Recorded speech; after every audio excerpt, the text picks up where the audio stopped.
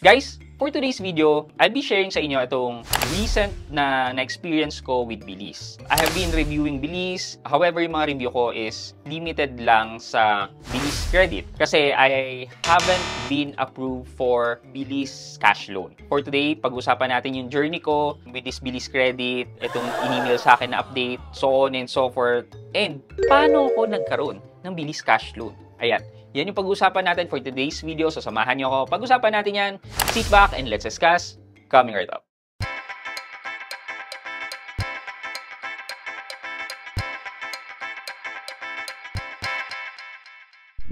Hi guys, this is Pat and you're in Pat Quintos Review TV.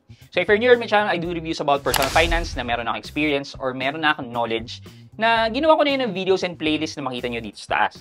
At kung bago naman kayo dito sa channel ko, you may want to consider subscribing to my channel. Okay guys, so marami na rin po akong na-review about Bilis because I believe in this product. Hindi po ako sponsored ni Bilis, wala po akong collaboration with them, but yung mga features kasi ni Bilis and how they treat their customer, medyo top-notch para sa akin. Katulad din po ng pagiging fan ko po ng Atome for their benefits na 40 days na walang interest. So kung gusto nyo po magkaroon ng Atome, meron na lang din po akong link sa baba. Masegue ko lang naman. Anyway, so yun nga, Bilis. Naniniwala din po ako sa product or service na to ni Bilis. Kasi hindi po sila nangaharas. Hindi naman din po kalakihan ang interest na charge nila compared sa mga online lending apps. Even yung mga sumusunod na online lending apps like One Hand, Mabilis Cash, yan, sumusunod sila sa ceiling, di ba? Well, Bilis is far ahead of them in terms of customer service, in terms of the interest rate, collection practice. Kahit sort of online lending app din si Bilis, naniniwala po ako sa kanya. Okay, so ito na nga po. I have been granted 6,000 pesos when I signed up 2 years ago, 3 years ago with Bilis. And couple of times, nagamit ko na rin naman po siya. However, for small transaction. Yung transaction na yun is just to show you na nagagamit ko po si Bilis. More on for content reason. And then, last week or last week, nagkaroon ng email si Bilis. Ito po yung in-email sa akin. Sometime February 12. Ayan. Patrick, your limit will increase to 10,000 in, ito may counter, pero during that time, gumagana tong counter na yan. Ayan, great news, your spending power is about to grow. Get ready to shop, spend, and enjoy your flexibility. So, without any transaction made from Bilis for more than 6 months na yata or kulang-kulang 1 year, nagkaroon ng limit increase from 6,000 to 10,000. So, sabi ko, wow, okay rin naman pala. Pero hindi ko rin naman po siya ginamit talaga. Until such time na nakita ko itong email na to coming from Bilis na sabi niya, your 10,000 credit will expire on February 26, 2024. So, medyo nalungkot ako kasi sabi ko, para siyang SPay later na temporary increase lang pala. Yan, kung babasahin natin email, your limit has been increased to 10,000.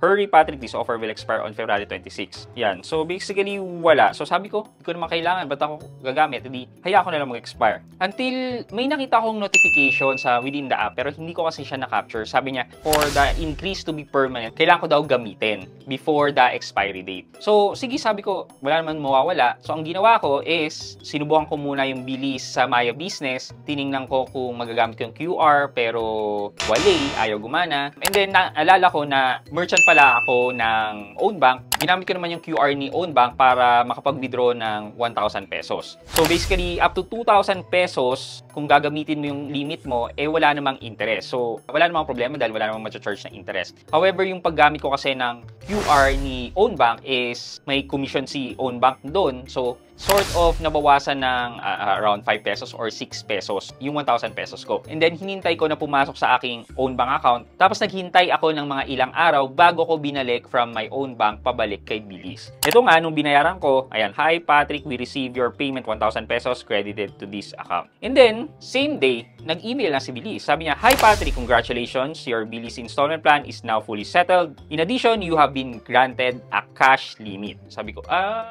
okay. Kahit mangilan-ngilan lang na transaction pala, pwedeng ma-approvean ng cash loan. Our cash loan are priced at the same affordable rates you already used to. That's up to 90% cheaper than other cash loan apps. To avail, just add bank or coins.ph account under settings, management availment method. You can now avail of another installment plan. This is very interesting kasi bukod sa cash loan facility ni Bilis, pwede rin natin gamitin yung Bilis credit na itatransfer natin sa mga e-wallet natin. Parang top up yung lumalabas sa kanya. Pero I really don't recommend doing the top up kasi mas mataas ang interest rate na charge ni Bilis sa e-wallet top-up versus sa cash loan. Sampulan na lang po natin. Punta tayo dito. Try po natin cash loan na 10,000 pesos. Tapos payable in 3 months. Gawin nating monthly. So sabi po dito, 3,799.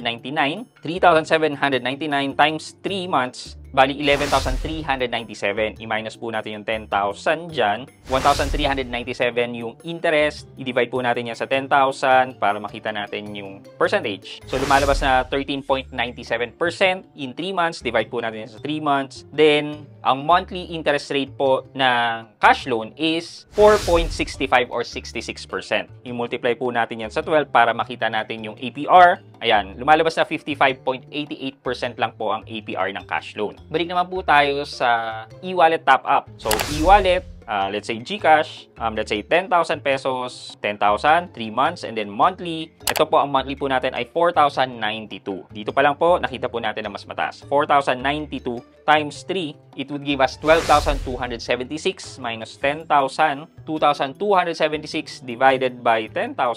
Lumalabas po na 22.76 sa loob ng 3 months. Divide po natin sa 3. On a monthly basis, ang interest po ay nasa 7.58 or 59%. Coming from 4.7% monthly, ito po ay naging 7.5. Ang laki po. So, kung kukunin naman po natin ang APR niyan times 12, lalabas na 91%. Almost double kung 1 year siyang babayaran. Maganda po talaga itong feature ni Bilis na cash loan kasi mas mababa ang interest na makukuha nyo. What I suggest po is that kung gusto nyo po makatipid, ang gawin nyo po is gamitin nyo lang yung up to 2,000 kasi it's interest free until dumating yung bill nyo. So, wala po kayong babayarang extra charge kundi yung inutang nyo na less than or 2,000 pesos. And then, ganun lang po gawin nyo paulit-ulit until ma-open sa inyo yung Bilis cash loan. And when the time comes, then mas marirecommend ko po talaga na humiram po kayo kay Bilis cash loan instead of the top-up feature ni Bilis credit. Ayan, so far, so good. Nadagdagan na naman po tayo ng loan service na utangan. Though, please make sure na kung gagamitin nyo po itong mga loan service na to is gamitin nyo lang po kung nangangailangan po kayo. Iwasan nyo po na gamitin siya sa luho or kung may pangluho naman kayo na cash, okay lang naman din po na gamitin si Bilis as long as available din naman yung cash nyo pambayad kaagad. For our question of the day, basically lahat naman po tayo merong mga pangluho. Tipong lalabas yung pamilya mo sa labas, kakain on a Sunday, yung mga ganon. Not necessarily yung sobrang luho naman. So for our question of the day, mas okay bang gamitin nyo si Bilis tas bayaran nyo na si Bilis o totally mag-cash na lang kayo? Ano po sa tingin nyo ang mas maganda para sa inyo kung both naman na meron kayong cash at saka meron kayong Bilis? Let me know po sa comment section sa baba at may chance po kayong manalo ng 1,000 pesos sa ating weekly GCash giveaway. Yun lamang po for today's video, but before we end this video, mag-shoutout po muna tayo at shoutout kay at Regina Magpantay. Sabi niya, hello and good evening Sir Pat, I'm back. Pa-shoutout po to your next video. At Regina Magpantay, shoutout po sa inyo. Thank you so much po sa patuloy niyo pagsuporta sa aking mga videos at aking mga channel. Thank you so much. I hope you can like this video, leave a thumbs up, and if not, wala na problema dyan, but continue to support me by subscribing to my channel by clicking the subscribe button and also the bell button sa tabi ng subscribe para makareceive kayo ng latest notification sa lahat ng upload ko. Again guys, this is Pat Quinto and you're in Pat Quinto's Review TV. Bye-bye!